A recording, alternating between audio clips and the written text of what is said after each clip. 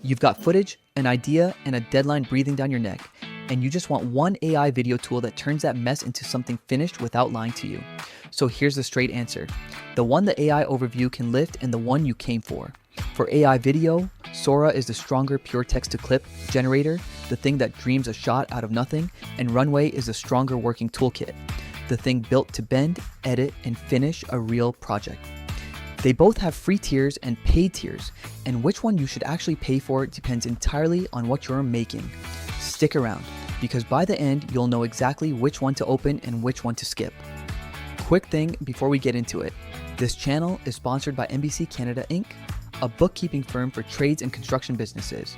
They fix the bookkeeping mess that's choking your trades business so you can finally see your numbers and control your cash instead of flying blind. There's a free trades bookkeeping scorecard linked right below this video that shows you how much money your business is quietly losing. Go grab it. Now, back to the footage. Here's the problem. Nobody selling these tools wants to say out loud. Most AI video tools promise automation and deliver frustration. You watch a slick demo, you sign up, you type your idea, and what comes back is a 4-second clip of something melting. The hype says one button. The reality is a slot machine. So let's draw the real line between these two because they're not even trying to win the same game. Sora is a generation engine. You give it words, maybe a starting image, and it imagines a moving shot from scratch. It's the closest thing to describing a dream and watching it play back. Runway plays a different position. Yes, it generates video too, but the whole thing is wrapped in a kit of tools that act on footage you already have.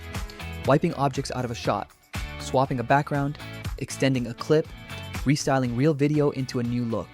It treats your existing footage as the raw material, not just your imagination. And that split decides everything else. If you start from nothing, you lean one way. If you start from a folder of real clips, you lean the other. Hold on to that because it's about to flip the answer for half the people watching. Let's start where Sora shines, raw generation. Say you're a small business owner and you want a moody opening shot for an ad. Rain on a city street, neon reflections, a slow camera drift.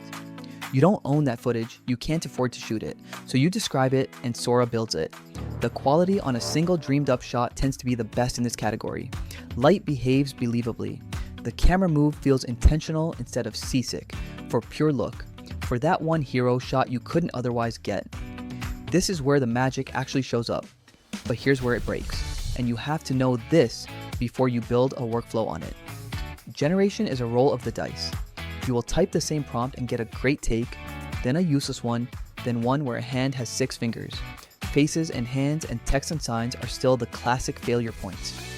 You're not editing, you're fishing. Sometimes the fish is gorgeous. Sometimes you cast for an hour and keep nothing. Now flip it.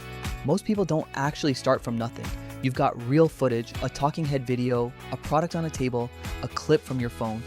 And what you need isn't a dream, it's a fix. That's Runway's home turf.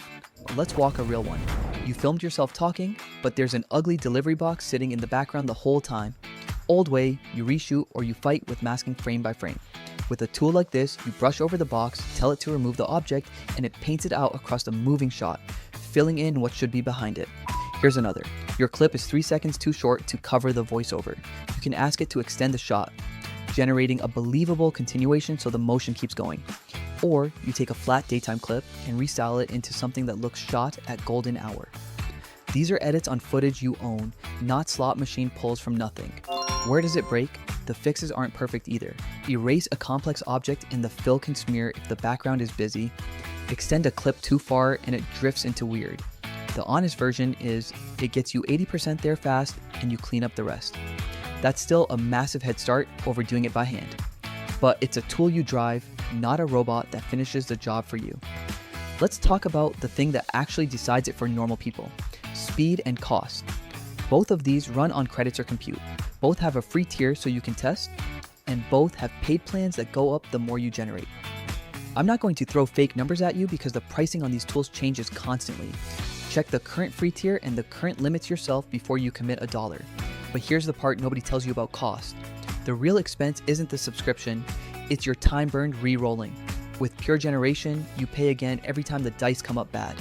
With a footage editing tool, you're refining one clip toward a known result, so you waste fewer pulls. For a busy operator, the tool that wastes less of your afternoon is the cheaper tool, even if the sticker looks the same.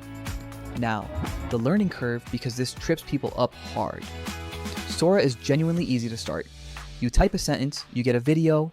A total beginner can make something cool in 5 minutes. That low floor is real, and it's why it goes viral.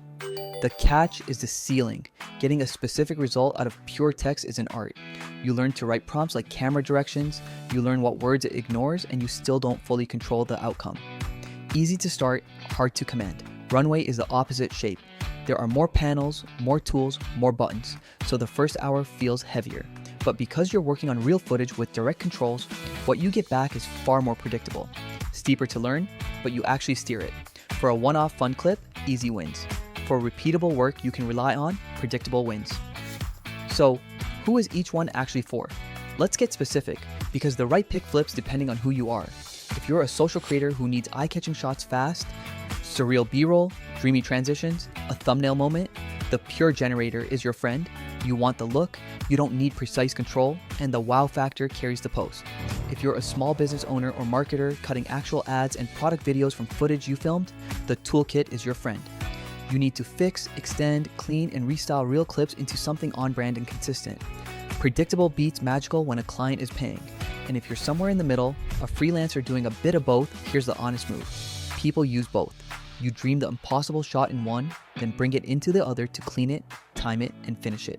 They're not really enemies. They're two stages of the same pipeline. Now let's talk about the trap, the toy test, because the whole market is flooded with half-working tools waving the same promises these two make. Here's how you tell a real tool from a toy demo in about 2 minutes. First, can you put your own footage in, or does it only generate from scratch? Real workflow tools take your input. Toys only spit out their own thing.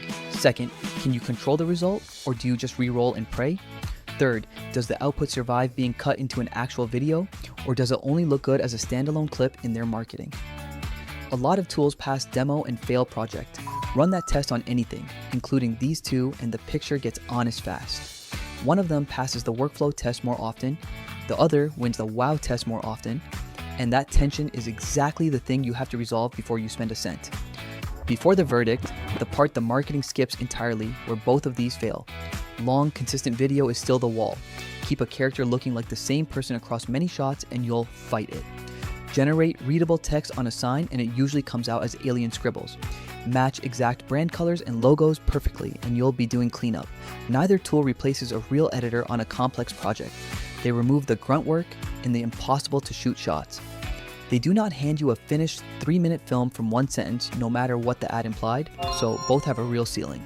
The question isn't which one is flawless, neither is. The question is which one's strengths line up with the work in front of you and which one's weaknesses you can live with. That's the whole call, and it's a genuine judgment, not a spec sheet. So before I give you the rule to act on, here's the honest take. There are so many tools out there, and there are so many video generation and picture generation tools out there. Honestly, what I would do is go to Claude or your chatbot and do some research and make a plan which one is used for you. Most of the time, it's the one that you're using that is the best plan for you because you could pay for so many, and if you're not going to use them, that's just a waste of money. There's this skill called Grill Meat with Claude Code that you can download from a GitHub repo. It will just ask you a ton of questions and get you on the same page so you can make an informed decision which platform is right for you. Here's the rule you can act on today. If you're starting from nothing and you want a striking shot you could never film, reach for the pure generator and accept that you're fishing for a good take. If you're starting from real footage and you need to fix it, extend it, clean it, or restyle it into something finished and on brand, reach for the toolkit and accept the steeper first hour.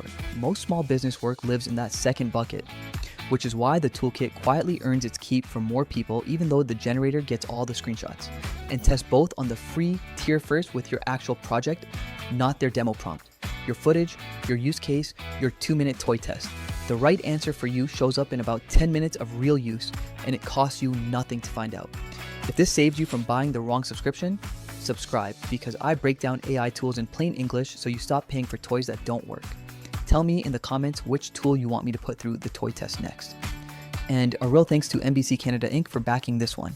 If you run a trades or construction business, grab their free bookkeeping scorecard at the link below and see exactly how much money you might be losing right now.